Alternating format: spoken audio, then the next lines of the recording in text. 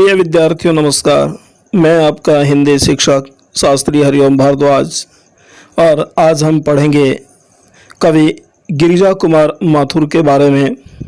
तो सबसे पहले मैं बताना चाहूँगा, माथुर जी का जन्म सन 1918 में मध्य प्रदेश के गुना नामक स्थान पर हुआ। प्रारंभिक शिक्षा इन्होंने झांसी में ग्रहण की, उत्तर प्रदेश में, और उसके बाद उन्होंने एमए अंग्रेजी से व एलएलबी की उपाधि लखनऊ से प्राप्त की।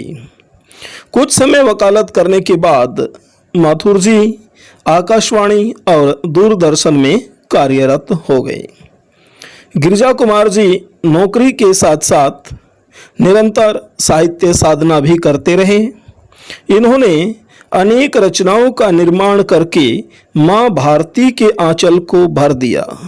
तो प्रिय विद्यार्थियों, गिरिजा कुमार माथुर हिंदी साहित्य के एक सुप्रसिद्ध हस्ताक्षर रहे हैं और इनकी मृत्यु सन 1994 में हुई है। प्रमुख रचनाओं की बात करते हैं तो माथुर जी की जो प्रमुख रचनाएं हैं उनमें नाश और निर्माण, धूप के धान, शिला पंख चमकीले, भीतरी नदी की यात्रा ये काव्य संग्रह है माथुर जी का।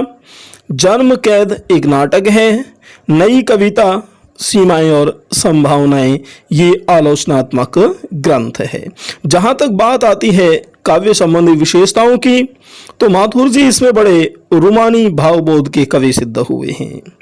उन्होंने इस क्षेत्र में बहुत सफलता हासिल की। यद्यपि उनकी शुरू की रचनाओं में छायावादी प्रवृत्तियां दिखलाई पड़ती हैं, किंतु उसके बाद माथुर जी प्रगतिवाद से जुड़कर लिखने लगे थे। माथुर जी का मानव मन गहराइयों को छूने की अद्भुत क्षमता रखता था। जीवन के प्रति उनका दृष्टिकोण विद्यार्थियों हमेशा से यथार्थवादी ही रहा है। यानी माथुर जी हमेशा यथार्थ में, सच्चाई में, वास्तविकता में विश्वास रखने वाले कवि हुए हैं। वे जीवन की निराशाओं से हार मानकर बैठने वाले नहीं थे, अपितु वे उन्हें नए नए रूपों में ढालने के पक्ष में थे। माथुर जी विषय की मौलिकता के पक्षधर तो थे ही, साथ ही शिल्प की विलक्षणता को अनदेखा नहीं करना चाहते थे।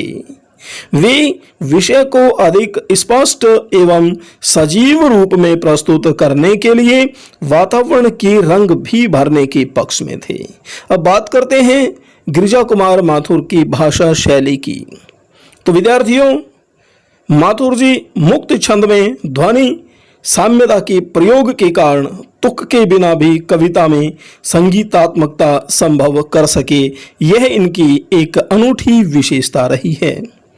इनकी रूमानी कविताओं की भाषा सहज, सरल, सरस तथा सामान्य बोलचाल की हिंदुस्तानी भाषा है, परंतु क्लासिकल कविताओं में इन्होंने संस्कृत के तत्सम शब्दों का अधिक प्रयोग किया है। लेकिन स्थानीय बोली और ग्रामीण आंचल के शब्दों के प्रति इनका विशेष मोह दिखाई देता है। ऐसे स्थानों पर वे वातावरण निर्माण के लिए स्थानीय शब्दों का भी प्रयोग करते रहे हैं। इसी प्रकार से उन्होंने प्रतीकों, बिंबों आदि के माध्यम से खुलकर अपनी रचनाओं को सिद्ध किया है। विशेषकर रंग, दृश्य, प्राण तथा प्रकृति बिंबों की प्रमुखता है।